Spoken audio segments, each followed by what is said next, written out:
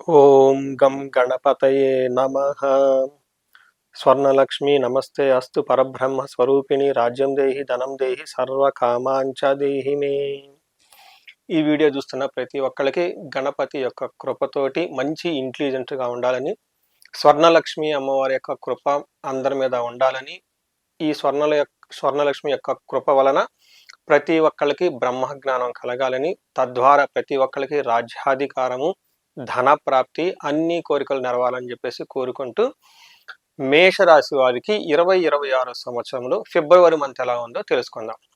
ఒక చిన్న ముఖ్యమైన నోట్తో మనం ముందుకెళ్దాము. ఫిబ్రవరి మంత్ మనకి ఫస్ట్ ఏమవుతుందంటే మోడం అనేది కంప్లీట్ అవుతుంది. మోడం ఇప్పటిదాకా మనకి శుక్ర మోడంతో ఉన్నాము.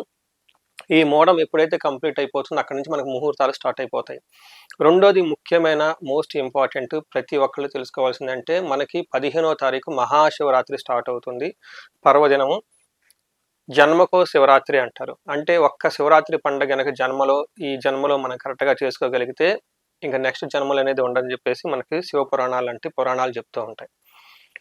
ఇలాంటి మాసంలో మనం అడుగు పెట్టబోతున్నాం. లక్కీగా అదృష్టం కొద్దీ మేషరాశి వాళ్ళకు కూడాను ఈ ఫిబ్రవరి మంత్లో చాలా బాగుంటుంది. గుర్తుపెట్టుకోండి, ఈ రాశి వాళ్ళు ఏలినాటి శని యొక్క ప్రభావంతో ఉండి స్లోగా ఉన్నారు.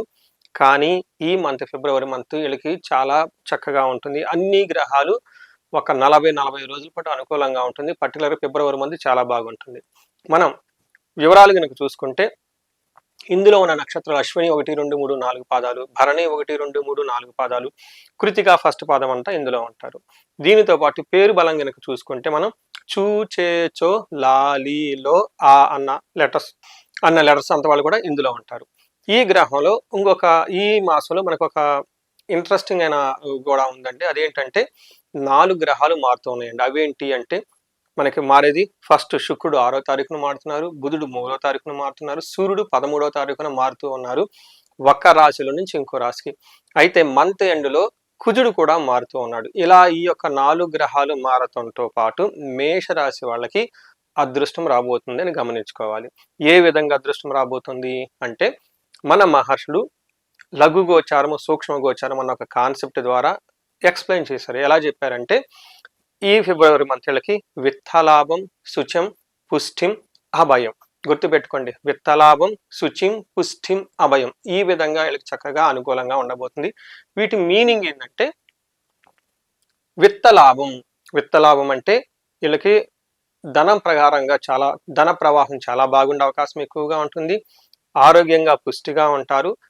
టోటల్గా లైఫ్ అంతా వీళ్ళకి ఎలా ఉంటుందంటే అభయప్రదంగా ఉంటుందని గమనించుకోవాలి. అయితే ఒక్క విషయంలో కొంచెం జాగ్రత్తగా ఉండాలి.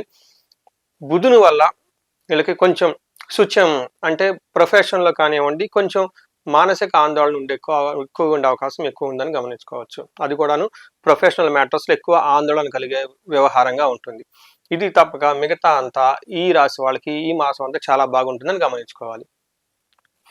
మనం ఇన్ డీటెయిల్స్ కనుక చూసుకుంటే ఈ రాశి వాళ్ళకి సూర్యుడు వీళ్ళకి 11వ స్థానంలో ఉండటంతో విపరీతమైన చక్కగా కలిసి వచ్చే అవకాశం ఉంటుంది. ఏ ప్రకారంగా అంటే వీళ్ళకి అర్ధాచ సకులాచార గృహే నృత్యోత్సవం శుభం నిత్య మాధుర్య భుక్తిచ్చ ఏకాదశిగే రవి స్థితే అని మనకి సంస్కృతంలో చెప్తారు. దాని ప్రకారం ఏంటంటే వీళ్ళకి అర్ధాచ ధనం ప్రకారంగా బాగుంటుంది.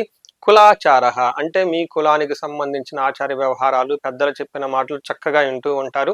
గృహే నృత్య ఉత్సవం, గృహంలో ఎప్పుడు చక్కగా ఉత్సవాలు జరుగుతూ ఉంటారు. నిత్య మాధుర్య భుక్తిచ్చ అంటే చక్కగా మంచి ఫుడ్ అంతా చక్కగా ఎంజాయ్ చేస్తూ ఉంటారు. అంతేకాకుండా చాలా భక్తిప్రదంగా ఉంటారు. అందుకని 11th హౌస్లో సూర్యుడు ఉండటం వల్ల చాలా చక్కగా ఉంటుంది. గ్రహాలకి రాజు 11th హౌస్లో ఉండటంతో ఈ రాశి వాళ్ళకి అద్భుతంగా ఉంటుందని గమనించుకోవాలి. రెండోది మోస్ట్ ఇంపార్టెంట్, కుజుడు వీళ్ళకి 10వ స్థానంలో ఉన్నారు. 10వ స్థానంలో కుజుడు ఉంటే ఏమవుతుందంటే ఉద్యోగ అవకాశాలలోను ఉద్యోగంలోను కొంచెం బాగా ఒత్తిడి ఉంటుందని గమనించుకోవాలి. ఏ ప్రకారంగా అంటే మనకు మహర్షులు ఏం చెప్తారంటే సదా సంచార ఉద్యోగం, నిత్య క్లేశ సదా వ్యాధి, భోజన దుర్బలం, సదా సంచార ఉద్యోగం అని సంస్కృతంలో చెప్తారు. దాని మీనింగ్ ఏంటంటే ఉద్యోగంలో ఎప్పుడు బాగా ఒత్తిడిగా అటు ఇటు తిరుగుతూ ఉండటంతో పాటుగా టయానికి భోజనం కూడా తినకుండా తినలేనంతగా ఒత్తిడిగా ఉండే అవకాశం ఎక్కువ ఉంటుందని గమనించుకోవాలి. తద్వారా అనారోగ్యం, శత్రు బాధలు ఎక్కువగా కలిగే అవకాశం ఉంటుందని గమనించుకోండి. నెక్స్ట్ మోస్ట్ ఇంపార్టెంట్ థర్డ్ ఏంటంటే శుక్రుడు 11వ స్థానంలో ఉన్నారు. శుక్రుడు 11వ స్థానంలో ఉంటే ఏమవుతుందంటే మనకి సుఖం, సౌఖ్యం, భోగం, ఎంజాయ్మెంట్ ఇవన్నీ హ్యాపీనెస్కి సంబంధించిన వ్యవహారాల్లో చాలా అనుకూలంగా ఉంటుంది. ముఖ్యంగా లేడీస్కి సంబంధించిన వ్యవహారాల్లో పురుషులకైతే చాలా అనుకూలంగా ఉంటుంది, స్త్రీలకైతే పురుషుల ద్వారా చాలా అనుకూలంగా ఉండే అవకాశం ఉంటుంది.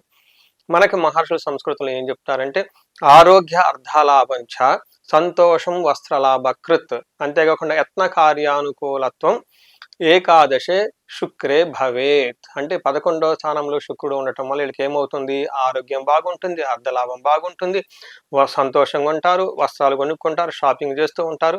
ఏదైనా గనక ఎఫర్ట్ పెడితే అందులో మంచి రిజల్ట్ వస్తుందని గమనించుకోవాలి. సో చూసారు కదా, వీళ్ళకి శుక్రుడు, సూర్యుడు, బుధుడు అన్ని గ్రహాలు ఎంతో చక్కగా యోగ్యతనిస్తూ ఉన్నాయి. సాఫ్ట్వేర్ వాళ్ళు ఎవరైనా ఉంటే ఈ మాసం ఈ రాశిలో వాళ్ళకి విపరీతంగా కలిసి వస్తుందని గమనించుకోవాలి. అంతేకాకుండా రియల్ ఎస్టేట్ వాళ్ళు కొంచెం ఒడిదుడుకులతో ఉండే అవకాశం ఎక్కువ ఉంటుంది. ఓవరాల్గా చూసుకుంటే వీళ్ళకి కొంచెం ధనం విషయంలో జాగ్రత్తగా ఉండే అవకాశం ఎక్కువగా ఉండండి. ఎవరికి పడితే వాళ్ళకి ధనం ఇవ్వకుండా, మీ దగ్గర క్రెడిట్ కార్డులు, డెబిట్ కార్డ్స్, ఈ ఆన్లైన్ పేమెంట్స్ నేను టకాటకా పేమెంట్ చేయకుండా 1-2 సార్లు ఇది నిజంగా అవసరమా, ఎక్కడైనా మీకు అవసరం లేదు 50-50గా ఉందంటే ఇమ్మీడియట్లుగా మొహమాటం లేకుండా అది ట్రాన్సాక్షన్ చేయకుండా హోల్డ్లో పెట్టేసుకోవాలని చెప్పేసి నేను కోరుకుంటూ ఉన్నా. అయితే ఈ రాశి వాళ్ళకి నక్షత్ర ప్రకారం చూసుకుంటే అశ్విని, భరణి, కృతిక 3 నక్షత్రాలు ఇందులో ఉంటాయి. అశ్విని నక్షత్రం వాళ్ళకి చూసుకుంటే వీళ్ళకి అతి పరవాసము, క్షేమము, లాభము చూపిస్తుంది. అంటే లాభప్రదంగా ఉంటారు, క్షేమంగా ఉంటారు. అయితే ఉన్న ప్లేస్ నుంచి ట్రాన్స్ఫర్ అవ్వటము, దూరంగా వెళ్ళే అవకాశం ఎక్కువగా ఉంటుంది. శరీరంలో హెల్త్ కాంప్లికేషన్స్ ఎక్కువగా చూపించే అవకాశం కూడా ఉంది. భరణి నక్షత్రం వాళ్ళకి ఇదే విధంగా అతిగా భయపడే అవకాశం ఉంటుంది, సౌఖ్యంగా ఉంటారు, క్షేమంగా ఉంటారు, వస్త్రలాభం ఉంటుంది. అయితే పరవాసము, ఇక్కడ నుంచి వేరే అవుట్ స్టేషన్కి వెళ్ళే అవకాశం ఎక్కువగా ఉంటుంది. హెల్త్ విషయంలో కొంచెం జాగ్రత్తగా ఉండటం ఎంతైనా అవసరం. అండ్ ముఖ్యంగా కృతికా నక్షత్రం వాళ్ళకి పరవాసము, వస్త్రలాభము, క్షేమము, సౌఖ్యము అంతా చూపిస్తూ ఉంటుంది. వీళ్ళు అతిగా భయపడే అవకాశం ఎక్కువగా ఉంటుంది, శారీరక బాధ కూడా ఎక్కువగా ఉంటుంది. సో ఇవన్నీ గమనించుకొని ఈ రాశి వాళ్ళు చక్కగా ఉండాలని చెప్పేసి కోరుకోండి. అయితే ఒక బెస్ట్ ఆఫ్ ఈ 2026లోనే మీరు చెప్పుకోవాలనుకుంటే లాస్ట్ 6 monthsతో కంపేర్ చేసుకుంటే ఈ వచ్చే 6 monthsలో కూడా కంపేర్ చేసుకుంటే ఫిబ్రవరి మంత్ ఆర్ మార్చి మంత్ చాలా బాగుంటుంది. కాబట్టి చక్కగా మీకు కావాల్సిన వ్యవహారాలన్నీ ప్లాన్ చేసుకొని ఎలాంటి పిజిడిస్ లేకుండా, మనసులో ఎలాంటి నెగటివ్ థాట్స్ లేకుండా ముందుకెళ్ళిపోయి చక్కగా ఉండాలని చెప్పేసి నేను కోరుకుంటున్నాను.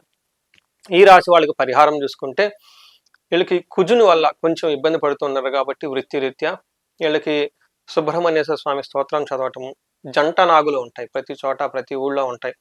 ఆ జంట నాగులకి పాలతో అభిషేకం చేసి చిన్న దీపారాధనలా చేసి అక్కడ టైం స్పెండ్ చేస్తే మీకు చాలా బాగుంటుంది.